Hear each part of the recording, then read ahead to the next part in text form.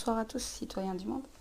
Alors, je reviens ce lundi 6 avril 2015 pour parler en fait de la foire musulmane qui s'est déroulée en 2014, en hiver 2014.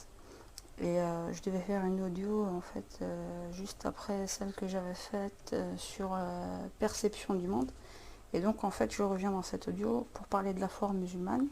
Donc des anomalies que j'avais trouvées par rapport déjà au déroulement, donc, et notamment toute la publicité qu'on nous a fait un peu pour la foire musulmane, pour essayer un peu de casser la communauté musulmane, notamment avec le président de la Ligue belge contre l'antisémitisme, Joël Rubenfeld, qui a fait en sorte donc de faire interdire M. Tarek Esweden en ne concertant pas la population musulmane ou les organisateurs d'une manière apaisée et de discussion. Donc ce monsieur, donc, lors du Tijini Talk, s'était exprimé sur le fait qu'il n'était pas normal d'accepter un tel personnage. Et moi, je voulais voir un petit peu où est-ce qu'elle en était, un peu la communauté musulmane, par rapport à cette réaction de sa part, alors que dans le même temps, il argue qu'il vient, donc qu'il a une mère originaire du Maroc, et il essaie un peu de nous attendrir sur la question. Donc déjà par là, par le fait qu'il parte au Maroc, donc logiquement,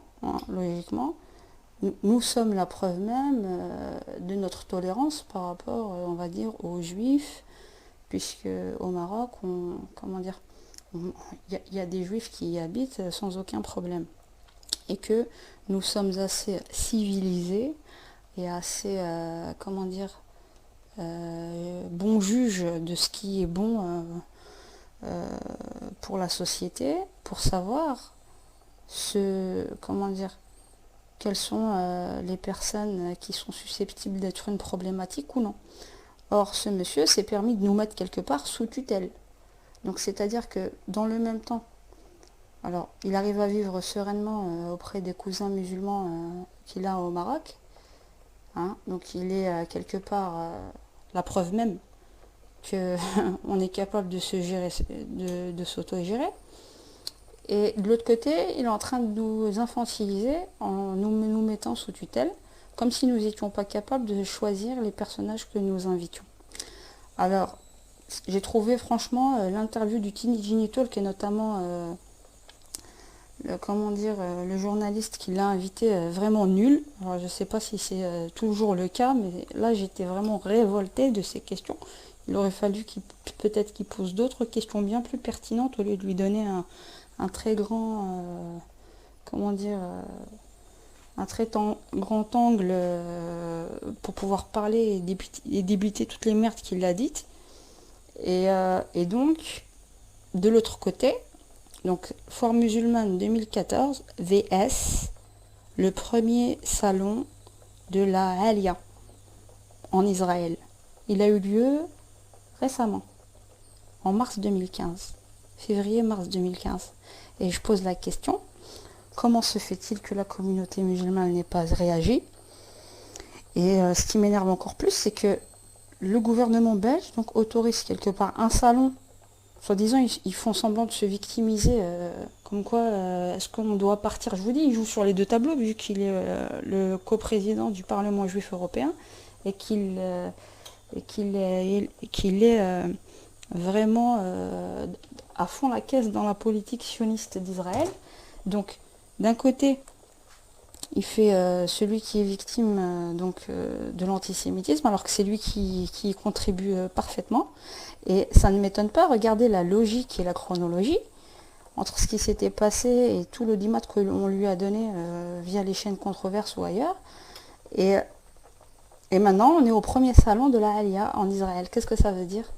Ça veut dire qu'on abrite, hein, le gouvernement belge, et ils ont réussi donc à organiser le premier salon, hein, de l'exil vers Israël. Donc ça veut dire quoi? C'est-à-dire soutenir une politique coloniale, hein, avec des bâtiments qui sont en train de se construire et qui sont encore dans des projets de construction, donc là-bas, en Palestine.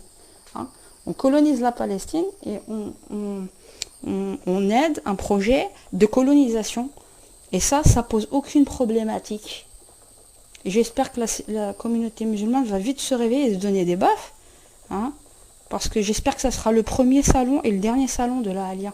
Il y a assez de choses, hein, avec Internet. S'ils veulent partir là-bas, ils vont sur place. Ils vont visiter. Il n'y a pas besoin que la Belgique héberge un salon. Hein, le salon de la colonisation. C'est ça qu'ils ont fait. Et je ne sais pas si vous avez compris le message. Mais il est en train de se foutre de notre gueule. Et en plus de ça, il est en train de nous envoyer bien un message bien fort.